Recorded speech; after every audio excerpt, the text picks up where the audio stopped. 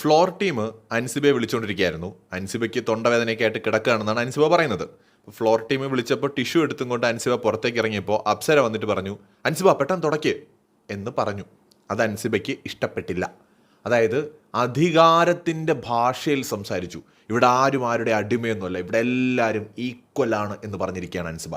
So big boss Malayalam സീസണിൻ്റെ തുടക്കത്തിൽ ഭയങ്കര ക്ലോസ് ഫ്രണ്ട്സ് ആയിരുന്നു, തിക്ക് ഫ്രണ്ട്സ് ആയിരുന്നു അൻസിബയും അതുപോലെ തന്നെ അപ്സരയും. ഇവരൊരു റൂമിലാണ്, അടുത്തടുത്താണ് കിടന്നിരുന്നത്. പക്ഷേ അൻസിബ ക്യാപ്റ്റൻ ആയതോടുകൂടി പവർ റൂമിലേക്ക് പോയി. പിന്നീട് ആ ഒരു സൗഹൃദത്തിൽ അകൽച്ചയുണ്ടായി. ഇപ്പോൾ അതിൽ വിള്ളൽ വീണു. ഇനി അടിച്ചു പിരിയും. അതാണ് സംഭവിക്കാൻ പോകുന്നത്.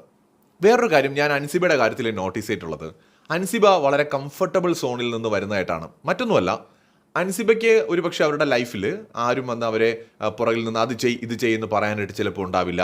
അവരെ കുറ്റപ്പെടുത്താൻ ആരും ഉണ്ടായിരിക്കില്ല. എല്ലാവരും ഒരു ആക്ട്രസും കൂടിയാണ്, പോപ്പുലറാണ്. അവരെപ്പോഴും പുകഴ്ത്തുക അല്ലെങ്കിൽ നല്ലത് പറയുക, എപ്പോഴും സന്തോഷിപ്പിക്കുക, അങ്ങനെയായിരിക്കും ചുറ്റുമുള്ളവർ എപ്പോഴും ചിലപ്പോൾ അൻസിബയോട് ചെയ്തിട്ടുണ്ടാവുക. അത്തരം പുകഴ്ത്തലുകൾ മാത്രം കേൾക്കുന്ന ആൾക്കാർ ബിഗ് ബോസ് വരുന്ന സമയത്ത് ചെറിയ വിമർശനങ്ങളെ പോലും അവർക്ക് ഉൾക്കൊള്ളാൻ പറ്റില്ല. പലപ്പോഴും നോറയുടെ കാര്യത്തിലും എനിക്ക് തോന്നിയിട്ടുള്ളത് അത് തന്നെയാണ്. ഇവിടെ അൻസിബയുടെ കാര്യത്തിലും സംഭവിച്ചത്, അൻസിബ എപ്പോഴും എല്ലാവരും ക്യൂട്ടാണ്, നല്ല നടിയാണ്, നല്ല രീതിയിൽ ഫുഡ് ഉണ്ടാക്കും, നല്ല അടിപൊളിയാണ് എന്നൊക്കെ പറഞ്ഞ് അങ്ങനെ ലൈഫിൽ പുകഴ്ത്തലുകൾ മാത്രം കേൾക്കുന്നവർ ബിഗ് ബോസിൽ വരുമ്പോൾ 4 സൈഡിൽ നിന്നും ചെയ്യുന്നതൊക്കെ കുറ്റമാണെന്ന് ആരെങ്കിലും പറഞ്ഞാൽ, ഇനി അഥവാ ഇവർ ചെയ്യുന്നതിലെ പൊരുത്തക്കേടുകളോ തെറ്റുകളോ ചൂണ്ടിക്കാണിച്ചാൽ അതൊക്കെ അവർക്ക് ഭയങ്കര ബുദ്ധിമുട്ടായിട്ട് ഫീൽ ചെയ്യും. മാത്രമല്ല, ഒന്ന് ആരെങ്കിലും ഈ പറഞ്ഞില്ലേ അതൊന്ന് ചെയ് എന്നൊരാൾ പറയുമ്പോൾ അത് ഈഗോ വർക്കൗട്ടാവും. ഇവളാരാണ് എന്നോട് ചെയ്യാമെന്ന് പറയാൻ? അപ്സരയെക്കാളും എന്തായാലും പോപ്പുലർ അല്ലേ ഞാൻ? ഇത്രയ്ക്ക് പോപ്പുലറായി എന്നെ കണ്ടിട്ട് നിനക്ക് മനസ്സിലായില്ലേടി ജാടത്തെണ്ടി എന്നുള്ള ആറ്റിറ്റ്യൂഡിലായിരിക്കും. മനസ്സിലായോ?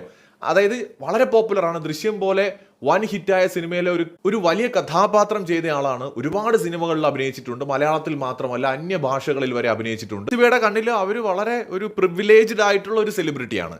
അപ്പോൾ അപ്സരയാണെങ്കിൽ കൂടുതലും സീരിയലുകളാണ് ചെയ്യുന്നത്. അപ്പോൾ ഈ ഒരു ഈഗോ ക്ലാഷ് ഉണ്ട്. ഒരു പക്ഷേ വളരെ മുമ്പ് തന്നെ അൻസിബ സിനിമയിലേക്ക് എത്തി, വളരെ ചെറിയ പ്രായത്തിൽ തന്നെ സിനിമയിലേക്കൊക്കെ എത്തിയതാണ്. അപ്പോൾ അപ്സര വന്നിട്ട് അങ്ങനെ പറയുമ്പോൾ അവൾ ആരാണ് എന്നോട് ആജ്ഞാപിക്കാൻ എന്നൊരു ധാരണയുണ്ട്. ബിഗ് ബോസിനകത്ത് ക്യാപ്റ്റൻ എന്ന് പറഞ്ഞാൽ മറ്റ് മത്സരാർത്ഥികളുടെ മുകളിലാണ് എന്നത് ഒരു യാഥാർത്ഥ്യമാണ്. ഈ ക്യാപ്റ്റൻസി എന്ന് പറയുന്നത് അവിടെ പൊരുതി നേടിയെടുക്കുന്നതുമാണ്. അവിടെയുള്ള ഹൗസ് മേറ്റ്സ് തന്നെ തിരഞ്ഞെടുക്കുന്ന 3 പേര് ഫൈറ്റ് ചെയ്തിട്ട് അതിലൊരാൾ ക്യാപ്റ്റൻ ആവുകയാണ്. അപ്പോൾ ക്യാപ്റ്റനും ഹൗസ് മേറ്റ്സും അവിടെ ഒരിക്കലും ഈക്വൽ അല്ല.